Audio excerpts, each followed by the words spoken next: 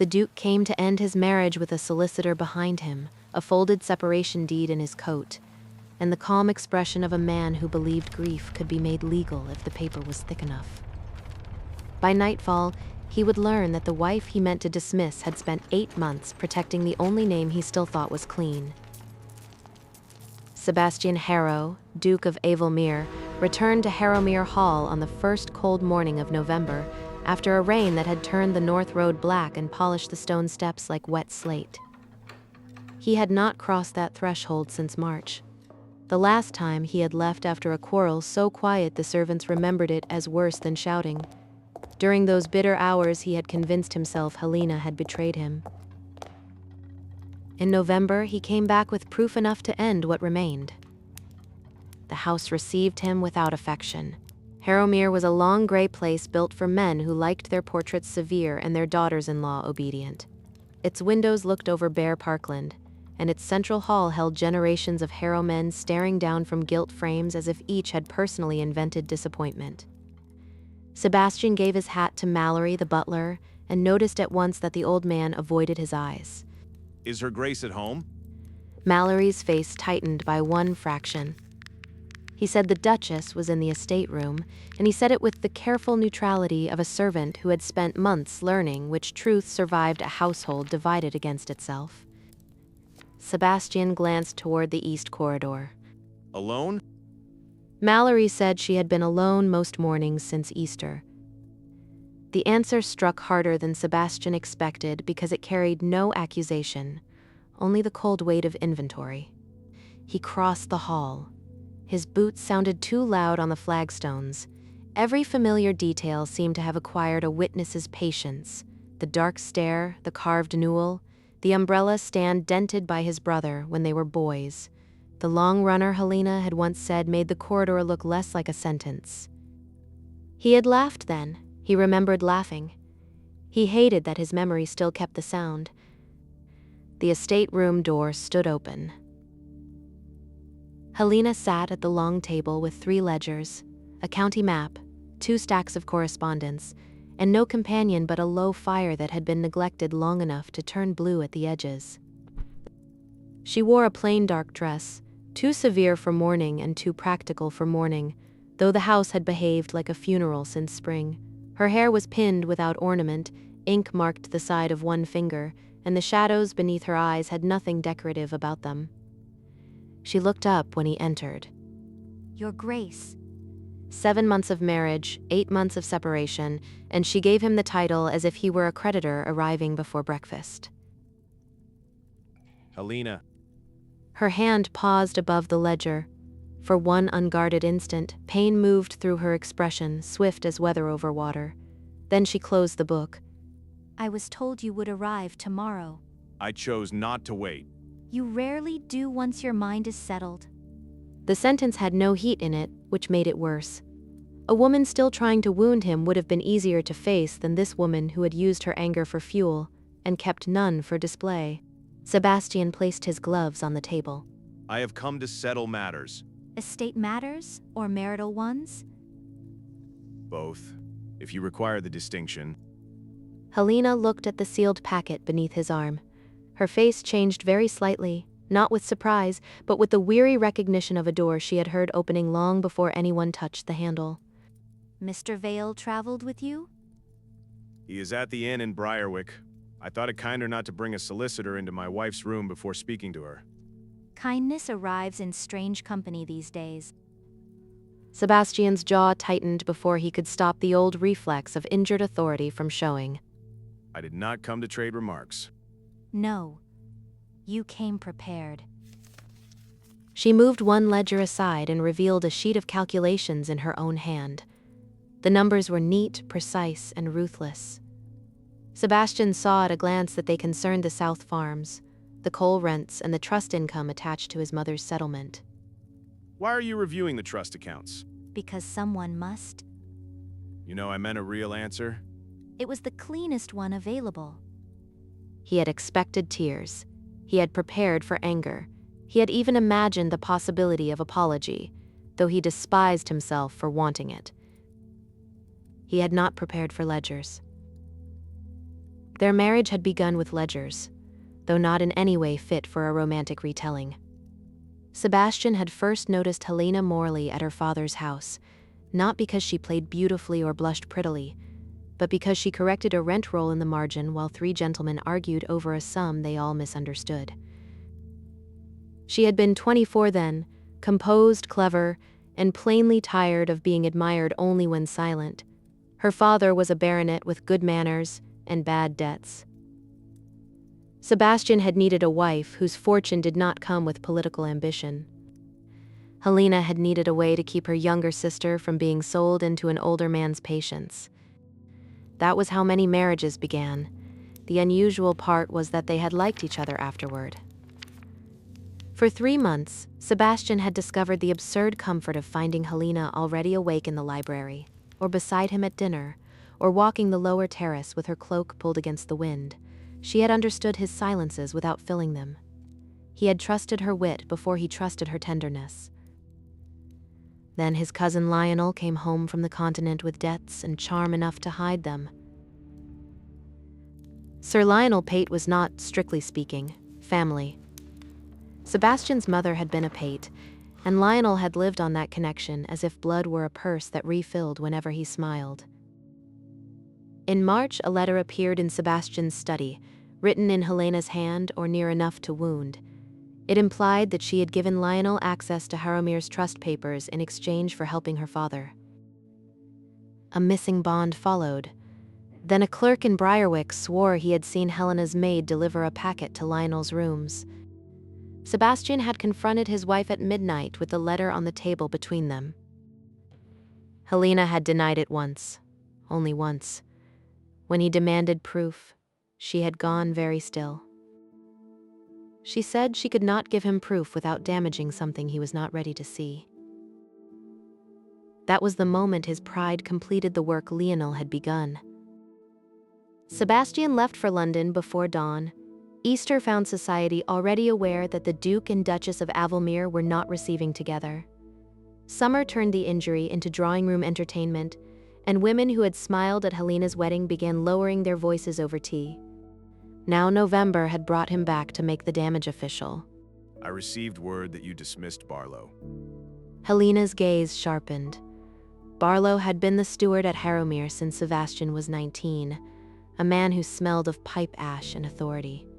I suspended him. By what right? By the right you left me when you left me with your household, your tenants, and your silence. Barlow served my father. That is not a sacrament.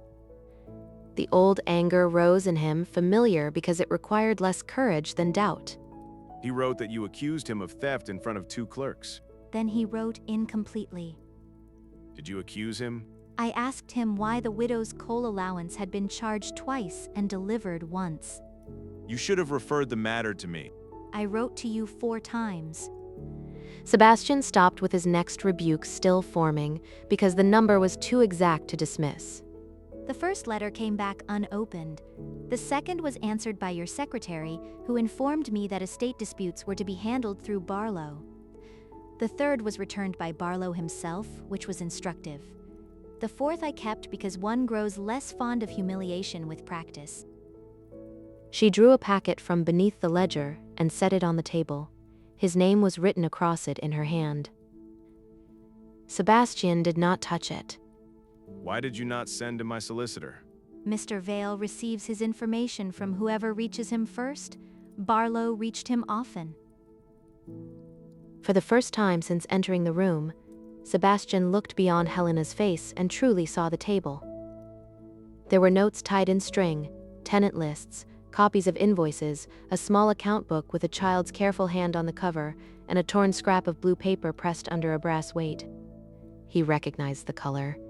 His mother had used that paper. What is that? Helena followed his eyes. Her hand moved toward the scrap, then stopped. A piece of something I have not yet decided you deserve to read. You do not decide what belongs to my family. The words landed. He saw it happen. Helena did not flinch, but her mouth changed as if she had tasted iron. No, I learned that in March. Silence entered the room with the authority of a third person. Sebastian looked away first, and the surrender shamed him because it was smaller than the one she had deserved months earlier. The folded separation deed seemed suddenly crude inside his coat. He had carried it through 3 counties like a weapon, and now found himself standing before a woman surrounded by evidence of a battle he had not known was happening. Where is Barlow now? In Briarwick, he believes I cannot proceed without your consent. Proceed with what? An audit. He laughed once, without humor. Of Harrowmere? Of Harrowmere, the Widow Fund, the South Coal leases, the Old School Trust, and the account from which your mother's annuity was paid after her death. Sebastian felt the room alter. Not visibly. The map stayed flat. The fire stayed low. Helena's face stayed composed. Yet a line had been crossed. My mother's annuity ended when she died. It should have. Say what you mean. I mean, £26 continued to leave that account each quarter for 9 years. You shouldn't be here, I know. His first But there response must was be something I can irritation, do to because help you. irritation often guards I the door beg you, before madam, fear any can work, enter. Anything. Impossible. No. She opened the small account book. Unpleasant. A short word, but not a fragment. It held 9 years of rot. Sebastian crossed the room and stood beside her, close enough to smell ink, paper dust, and the faint lavender soap she had used since their wedding journey. The intimacy of it struck him with indecent force. Helena turned pages without looking at him. Your mother's name remained on 3 internal ledgers after her death. In one, she was dead. In another, she was ill. In the third, she was receiving money under the care of a trustee. Barlow. Barlow signed some of it, not all. Her finger rested beside a set of initials. The initials were small, almost elegant, and unmistakable once Sebastian allowed himself to read them. SLP, Lionel's formal hand hiding in plain sight. Sebastian stepped back as if the letters had moved. That proves nothing. I know, I said the same thing when I found them. He heard the gentleness in her answer and resented it because it left him no noble position from which to defend himself. Then I found the receipts. She opened another packet. Hotel bills from York, a jeweler's note, a promissory draft. A private receipt for a debt settled in Bath under a false name. Lionel had taken money meant for dead women, school children, and tenants who could not read the ledgers written over them. Sebastian gripped the back of a chair. Why would you hide this? Helena looked at him then. Because the first receipt I found bore your signature. The words made no sense. Then they made too much. I never signed such a thing. I know that now. Now? At first, I did not. There it was, the terrible plainness of what he had made her suffer, stripped of revenge and triumph alike. In March, when you found the letter supposedly from me to Lionel, I had found this. She took out a receipt and turned it toward him. His name ran along the bottom in a hand close enough to deceive any man who wanted the matter finished in haste. Sebastian stared at it. The signature was his, except for one hesitation in the H and a flourish he had abandoned after his father's death. I did not write that. No. You believed I had? I believed someone wanted me to believe it. But you did not tell me. I tried. The answer was not loud, but it moved through him like a door opening onto cold air. You placed my alleged letter on the table and asked if I had sold you to your cousin. I said no. You asked why I had been searching the old annuity files. I said I could not tell you yet. Then you decided the 2 facts belonged together. Helena. You decided very quickly. He lowered his eyes to the table, where the papers seemed more honest than he had been. In memory, that night had been an injury done to him. In the estate room, with evidence spread like bones across the table, it became something else. A trial he had conducted without witnesses, a verdict he had mistaken for pain. Why protect my name after that? Helena closed the account book. At first, because I was vain enough to think truth would still matter when I had enough of it. And after? because if I exposed the forged signature without proving it false, every creditor Lionel had ever touched would attach himself to you. The trustees would freeze the school fund. The widows would lose their coal allowance by Christmas. Your mother's name would be printed beside theft in every paper that enjoys a title more when it falls. You protected the estate. I protected people who had no solicitor waiting at an inn. She gathered the receipts and tied them again, each movement measured. Your name benefited as a consequence. He deserved that. He knew he deserved it. The knowledge did not make it easier to bear. A carriage sounded outside. Helena's head lifted. That will be Mrs. Ives. Who is Mrs. Ives? A woman Barlow claimed had received coal every month since September. And did she?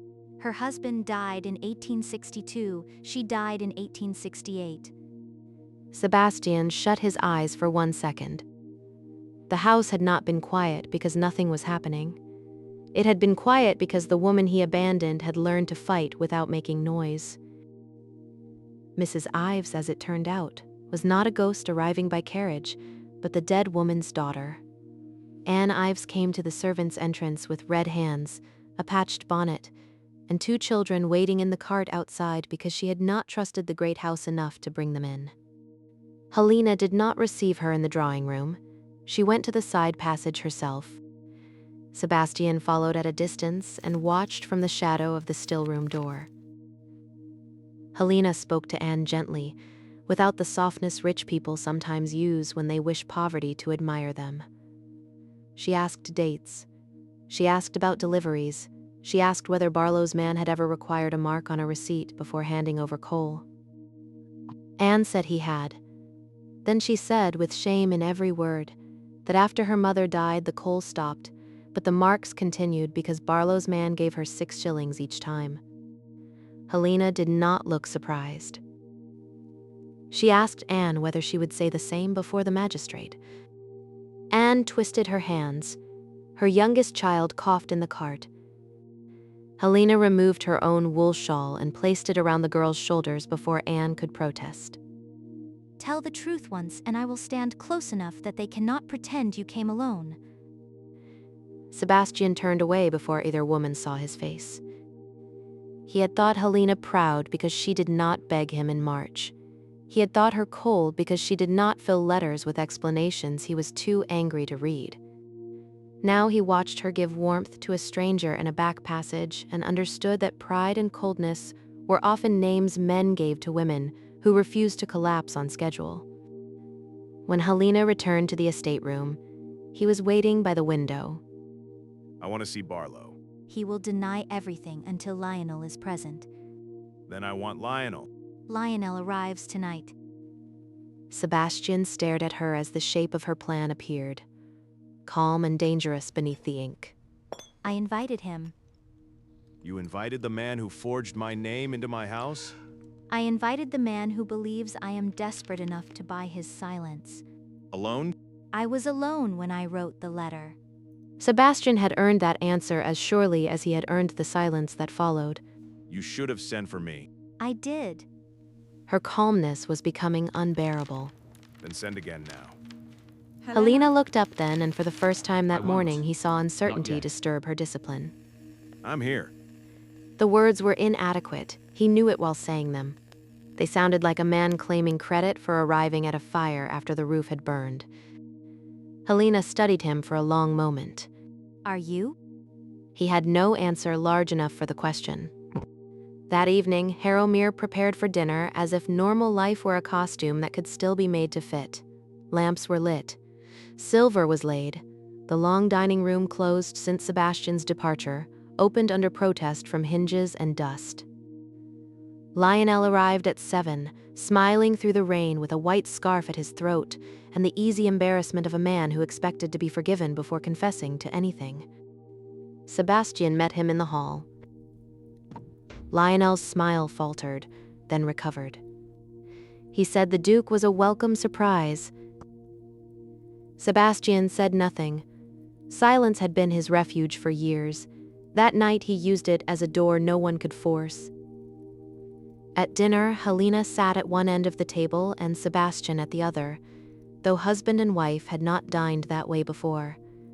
Lionel sat between them like a man placed carefully on a line of fire and not yet clever enough to step off it. The soup was served. Rain marked the windows. Mallory moved behind chairs with the solemnity of a priest at a service no one had rehearsed. Lionel began by praising the partridge, the house, the northern air, and the relief of seeing Sebastian home. Helena let him spend his charm. When the fish was removed, she placed a small blue scrap beside her plate. Lionel saw it. His hand tightened around his glass. Sebastian saw the reaction and felt the last part of himself that wanted innocence begin to fail. I found the rest of the letter. Lionel laughed lightly and asked which letter. The one Lady Avelmere wrote to Barlow 3 weeks before she died. Sebastian's mother had died when he was 21, after an illness that had made the house speak in whispers. He remembered her thin hand against his wrist and the way she had asked him to be fair before he was great. He had not known what she meant.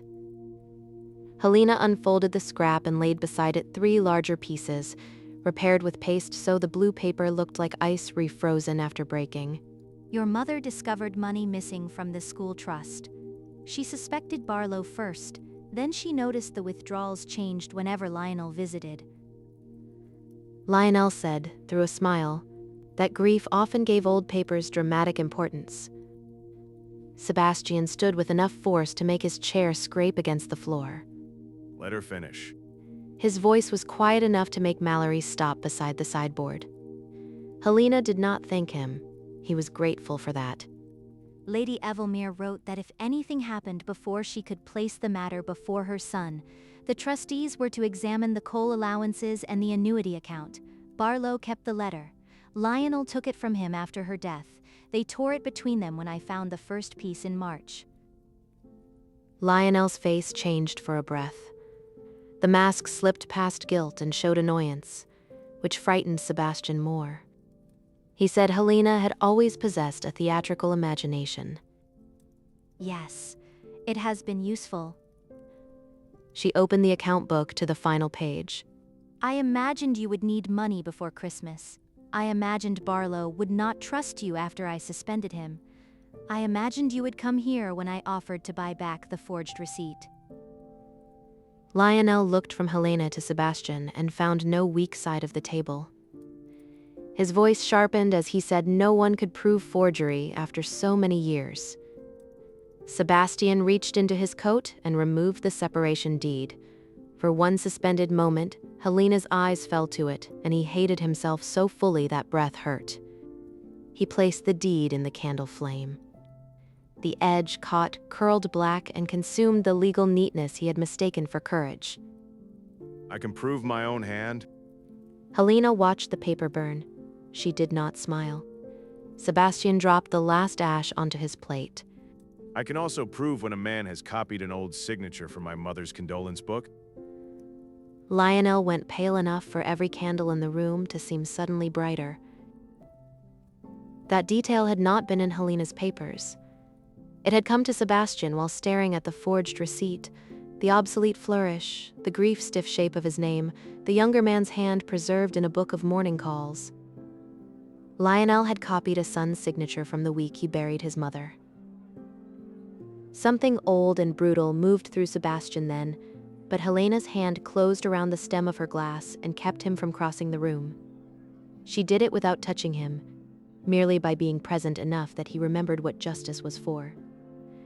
Sebastian rang the bell, and Mallory entered at once with the speed of a man who had been waiting for truth to require witnesses. Send for Mr. Vale. Then send to Briarwick for the magistrate. Sir Lionel will remain until both arrive. Lionel rose with such haste that his chair struck the carpet and tipped against the table leg. He said Sebastian would regret making a family scandal public. I made my wife's disgrace public by leaving her to answer whispers alone. The room stilled around the confession, even the servants listening as if the house itself had been named. I will not hide behind privacy now that the shame is mine. The words could not be enough. because nothing said in one dining room could repay 8 months, yet Helena looked at him as if they had reached some locked place and knocked without demanding entry. I stand before you today to Lionel confess sat to a down terrible because no mistake that exit has caused remained great that would pain not to look many. like flight. I offer no excuses. Mr. only the Vale promise of arrived near amendment. midnight with damp cuffs and a solicitor's horror of drama. Over the next hour, the magistrate heard Anne Ives Mallory, 2 clerks, and Helena. 2:30 brought Barlow from Briarwick in a hired cart, protesting about his age, his loyalty, and finally the weather. He stopped protesting when he saw Lionel in the library. Dawn came thin and gray over Harrowmere. The house had not slept. Servants moved with red eyes and silent speed. A fire burned high in the library, where Sebastian's mother had once written the letter that waited 9 years to be heard. Barlow broke before breakfast, once the forged letters and coal receipts were placed before him in the same hand. His confession searched for every shelter it could find. Lionel's influence, poverty, grief for his dead wife, and the old loyalty he claimed had trapped him. He admitted keeping the annuity account open, falsifying coal receipts, and passing money through Lionel's debts to make the trail look like family indulgence rather than theft. He also admitted that the letter accusing Helena had been written from samples of her hand kept in household notes. The maid had delivered nothing. The Briarwick clerk had been paid to remember a packet. Sebastian listened without moving while each admission made the previous months more difficult to forgive in himself. Helena stood by the window with her arms folded, looking out at the wet park. When it was over, Mr. Vale asked whether the Duke wished to make a statement. Sebastian said yes, and the solicitor dipped his pen as if bracing for a document no precedent had prepared. He did not look at Barlow. He did not look at Lionel. He looked at Helena. My wife was accused because she found what I failed to see. She was isolated because I trusted injury more than truth. Any statement that leaves that out is incomplete. Mr. Vale, who had drafted many documents and very few apologies, wrote it down slowly. Helena's face did not change. Her eyes did. Lionel was removed before noon. Barlow followed an hour later. Neither left dramatically. Real disgrace is often administrative.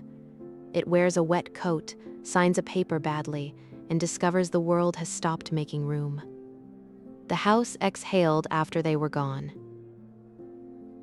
Sebastian found Helena in the estate room, where the fire had finally burned down to gold. She had returned to the ledgers because some people survive by finishing the work in front of them. I owe you more than apology. Yes. He accepted the word as he should have accepted her denial in March, without defense. I will say it anyway. I know. She sounded tired, not cruel. Tiredness in a brave woman can be more devastating than anger. I'm sorry. Helena kept her eyes on the ledger. I'm sorry I believed a forged letter more readily than my wife. I'm sorry I turned your silence into guilt because it spared me from looking at my own house. I'm sorry I left you to protect people who should have been under my care. I'm sorry I came today carrying a deed instead of questions. Her hand tightened around the pencil. You burned it. Too late? Yes. Sebastian nodded, accepting the small mercy of an ash no longer pretending to be a marriage. But burned? That at last drew her gaze. He took the blue letter from his coat, his mother's restored warning. Helena had given it to Mr. Vale and received it back after copying. Sebastian held it as carefully as he had once held his mother's hand. You protected her too. I protected the truth. She would have liked you. Helena looked away toward the window, where the morning had grown too bright for privacy. I wanted her to. There was the wound beneath the accounts, beneath the scandal, beneath the months of labor. Helena had married into a house that tested her, doubted her, and then asked her to save its dead. Sebastian crossed no closer, though every part of him wanted to shorten the distance his own judgment had made. I cannot ask you to forgive me today. No. I cannot ask you to stay as if burning one paper repaired the months I let pass. No. Then I will ask something smaller. Helena waited with the stillness of someone who had learned that a man's next sentence could change the weather of a life. Let me earn the right to ask again later. The fire settled. Outside, rain loosened from the roof in slow drops. Somewhere in the yard, a stable boy laughed for the first time that morning and then remembered the house was not yet certain laughter was permitted. What would that look like? Sebastian had been trained to answer at once. Dukes were raised to make decisiveness look like virtue even when it was only speed wearing polished boots. But this time, he forced himself to think before speaking. Public correction first, no managed rumor, no gentleman's hush. A letter to the trustees, a notice to the county board, and a statement to every household that received the lie about you. That repairs reputation, not trust. I know. Continue. You choose the new steward. The widow fund is separated from estate control. The school trust receives what was stolen with interest from my private account until Lionel's debts are recovered. Practical? You taught me the value of it. Helena came near enough to smiling that Sebastian felt the almost like a reprieve he had no right to claim. And us? The word entered softly, but it changed the room more than all the accusations had. Separate rooms until you choose otherwise. Separate lives if that is what you require. No demand, no pressure, no solicitor acting before conversation. If you decide Harrowmere cannot be home, I will settle another house on you outright. You offer generous exile. I offer a door that opens from your side. Helena looked at him for a long time. You were cruel in March. Yes. Not loudly. No. That made it harder to explain. He had no answer. Some truths deserve room after they are spoken. Everyone wanted to know what you had done. I had nothing theatrical enough to satisfy them. You did not strike me. You did not shout in front of servants. You simply believed the worst thing quickly, then left me to live inside your certainty. Sebastian's throat worked. I will spend as long as it takes proving I know that now. Proof is a useful word. You prefer it to promises. I have had more reliable dealings with paper. This time his mouth moved despite the pain. A small smile, not amusement exactly, recognition. Then I will begin with paper. He took a blank sheet from the desk, dipped the pen, and wrote under her eyes. He wrote that Helena, Duchess of Avelmere, had discovered fraud within the Harrowmere accounts. He wrote that any suggestion of her misconduct had been false. He wrote that he had believed false evidence and withdrawn from the estate when he should have defended her. He wrote that the correction was to be sent under his seal and copied to the trustees, the county board, and every principal tenant. When he finished, he signed his name. Then he placed the pen beside her hand. Amend it? Helena read the page, once, twice. She changed 3 sentences. She removed one phrase that made him sound nobler than he had been. She added the names of the widow fund and the school trust, because she had not fought 8 months for a marital apology dressed as reform. Then she slid the page back. Better.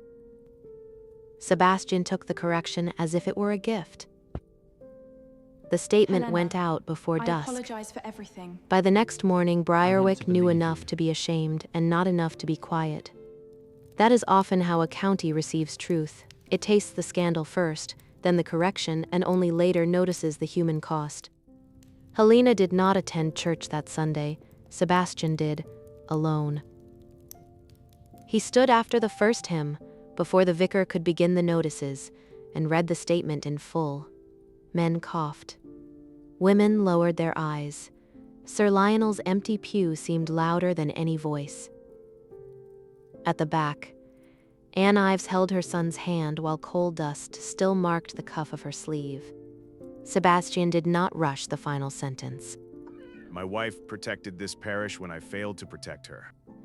No one applauded, because English respectability rarely knows what to do when honesty enters without asking permission. Yet after the service, 3 tenants came to Harrowmere with account books wrapped in cloth. 2 servants asked Mallory whether Her Grace would receive their statements. The schoolmaster sent a list of missing payments that evening. Work, once invited, arrived like weather. For 12 days, Helena and Sebastian sat across from each other in the estate room and rebuilt what rot had made profitable. They did not become happy by proximity. That would be too convenient, and Helena had developed an understandable distrust of convenience. They argued over trustees. They argued over whether charity administered by titled men was still charity if it required gratitude before bread. They argued over Lionel's remaining debts, and Sebastian lost that argument by realizing Helena was right halfway through his own sentence. Once at midnight, he found her asleep over a ledger, cheek against her sleeve, pencil still in hand. He did not touch her. He built up the fire, placed a blanket around her shoulders, and left before she woke. In the morning, she said nothing, but the blanket remained folded on the back of her chair, not returned to the linen room. On the 13th day, the first snow came. It was slight, more ash than weather, but it whitened the yew hedges and softened Harrowmere's hard edges. Helena stood in the old morning room, watching it gather on the terrace stones. Sebastian found her there with a letter in his hand. From Mr. Vale? Has Lionel confessed to anything useful? Lionel has discovered illness, poverty, and moral confusion in the same week. Helena's mouth curved, and the small sign of humor changed him more than a pardon would have. Efficient of him. He has offered to name Barlow as the author of the forged letters if I decline to pursue the bath debts. And I decline to be blackmailed by a man bargaining with truth after being caught. sensible. He came to stand beside her, leaving space between them because space had become part of his apology. Mr. Vale also says the trustees voted unanimously this morning. You have been asked to serve as independent governor of the school trust. Me? They appear to have noticed you can count. A radical development.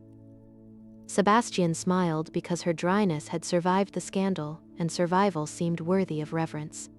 There is more. The Widow Fund will be transferred to a separate board. Anne Ives has agreed to serve as one of the local witnesses for distribution. Helena looked back toward the snow. Good. The word was simple, but this time it did not close a door. Sebastian unfolded another paper, less afraid now of what written things could do.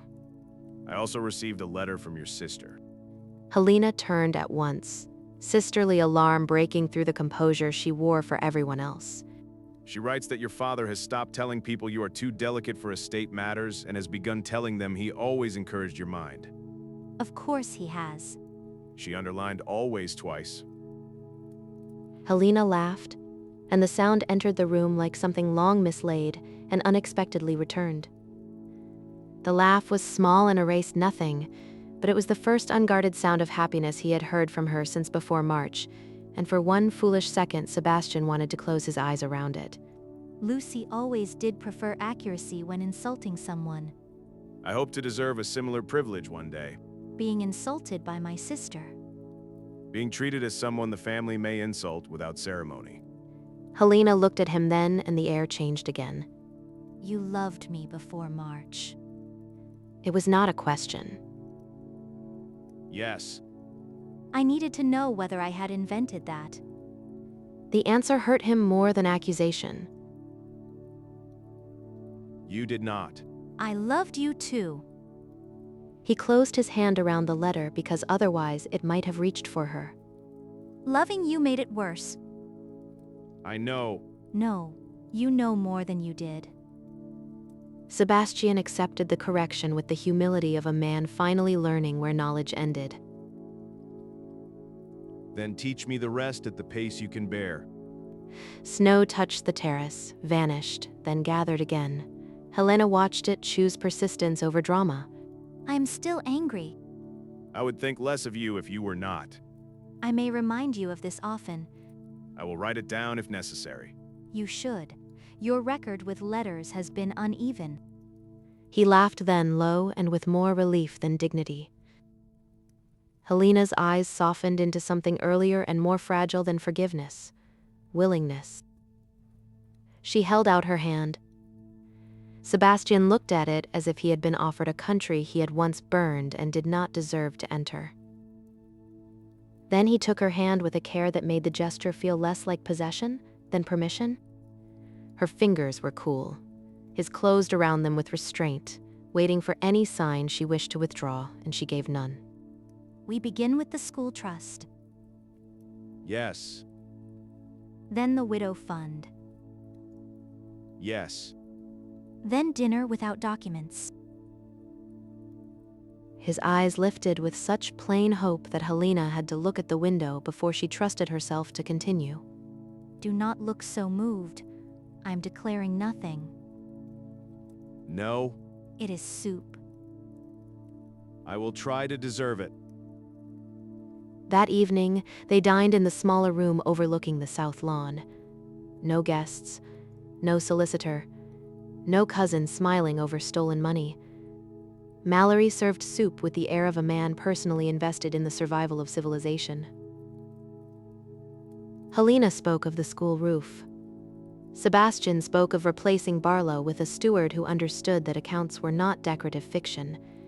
They did not speak of love until the fire had burned low and the plates had been cleared.